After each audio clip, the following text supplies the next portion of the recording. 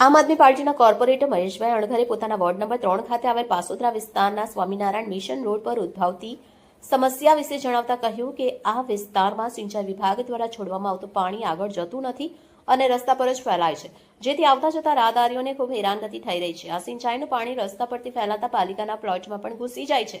નજીવી બાબતોમાં લોકોને દંડ ફટકારતું તંત્ર પોતાની જ માલિકીના પ્લોટમાં પાણી જવા મામલે ખુદ શંકા આવી ગઈ છે।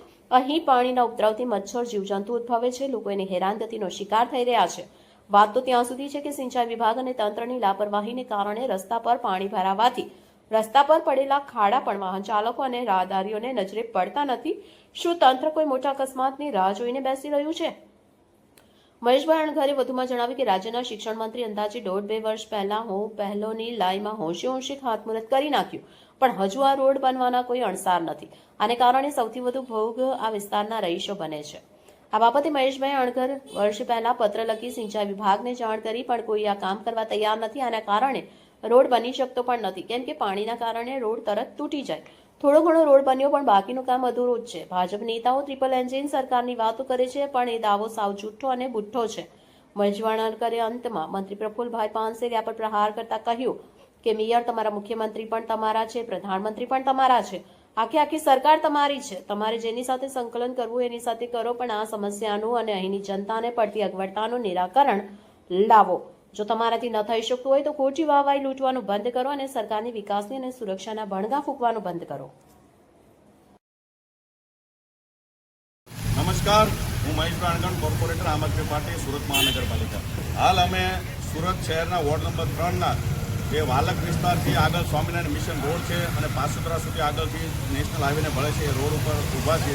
અહીંયાથી સૌથી મોટી સમસ્યા છે કે સિંચાઈ વિભાગ દ્વારા જે પાણી છોડવામાં આવે છે સમયાંતરે, અને એ કેનાલનું પાણી ઉપર જઈ શકતું નથી અને એ બધું જ વચ્ચેની પાણી સાઈડના રોડ ઉપર નીકળે ને અત્યારે જે લોકો અહીંયાથી જેટલા લોકો રેસિડન્સ કરેલા છે એ લોકો જે અહીંયા રહે છે એમને આવવા જવા માટે ખૂબ વધારે પડતી અગવડતાઓ પડી રહી છે। એક બાજુ તંત્ર લોકોના ઘરમાં પાણી ગયું હોય કે ઘરની બહારના પેસેજમાં પાણી કે ટેરેસ પર હોય ત્યારે દંડ કેવી કામગીરી કરશે, પરંતુ અહીંયા આખો વિશાળ કોર્પોરેશનનો રિઝર્વ પ્લોટ છે જે પાણીથી ખદબદી રહ્યો છે, એટલું પાણી ભર્યું છે, ગંદકી છે, ત્યાં મચ્છરોનો ઉપદ્રવ થશે ત્યારે કોણ જવાબદાર? સરકાર લોકો ઉપર દંડની કાર્યવાહી કરે છે, પણ સરકાર પોતે જ ગુનો કરે છે, સરકાર પોતે જ આવી રીતની નુકસાની લોકોને આપી રહી છે, ત્યારે કેમ સરકાર પોતાના માટે કોઈ સુવિધાઓ ઊભી કરતી નથી જેથી જનતાને લાભ થાય? આ રોડનું ખાતમુહૂર્ત માન્ય શિક્ષણ મંત્રી છે બહુ મોટા ઉપાડે કરી વાળું કે હું આગળ આવું, હું ખાતમુહૂર્ત કરું, એમ કરીને 1.5-2 વર્ષ પહેલાં ખાતમુહૂર્ત કરી નાખ્યું। આજે આખો રોડ એટલો જર્જરિત છે કે લોકોને સૌથી વધુ અગવડતાઓ આ રોડ ઉપર પડે છે। રાત્રિના સમયે સૌથી વધુ અગવડતા બાકી રહ્યું કે દિવસોના સમયમાં અહીંયા નીચે આખો રોડ ખાડાવાળો છે, પાણી ભરાયેલ છે, લોકોને ખબર જ નથી કે આની નીચે ખાડા છે। મહિલાઓ ખાસ કરીને સૌથી વધુ ભોગ બને છે। અહીંયા અમને 2 થી 3 મહિલાઓ એવી પણ જોઈ કે જેમને ગાડીમાંથી ઉતરી અને પેદલ ચલાવીને એક્ટિવાને લઈ જવી પડે છે, છોકરાઓ આગળ બેઠા છે। સવાલ એ ઊભો થાય છે કે આટલી અગવડતા છતાં સિંચાઈ વિભાગ કેમ મગનું નામ મરી નથી પડતી, કેમ આ કેનાલને બંધ નથી કરતી?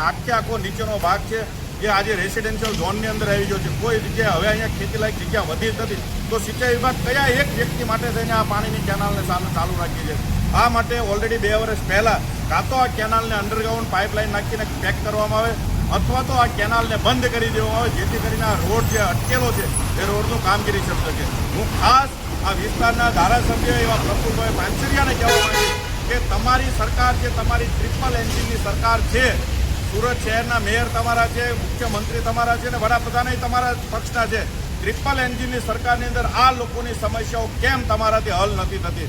જો તમારે ના થતી હોય કોઈ પણ પ્રકારની, મને એવું નથી કે મેં જે પ્રશ્ન ઉપાડ્યો અને એક પણ તમારાથી એ સમાધાન થઈ શક્યું હોય, ત્યારે ખાસ આપશ્રીને કહેવા માંગુ છું કે જો તમારાથી કામ ના થાય તો અમારી સાથે નીચે આવીને બેસી જવાય, કોઈ ખોટી વાહવાહી લેવાની કોશિશ કરાય નહીં। આ જનતા ખૂબ એટલે ખૂબ અગવડતાઓ ભોગવી રહી છે, ખૂબ ત્રાસી ગઈ છે। આપને વિનંતી છે કે તમે તમારા ટ્રિપલ એન્જિનના સરકારમાં જેની સાથે સંકલન કરાવો એની સાથે કરો અને આ સમસ્યાનું નિરાકરણ લાવો। જય હિન્દ।